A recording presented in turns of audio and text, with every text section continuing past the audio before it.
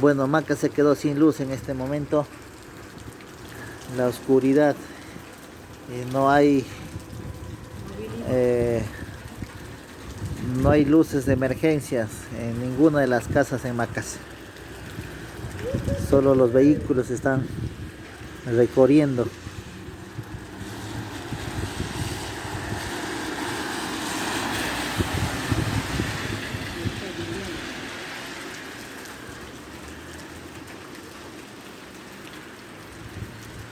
No hay un sistema de seguridad.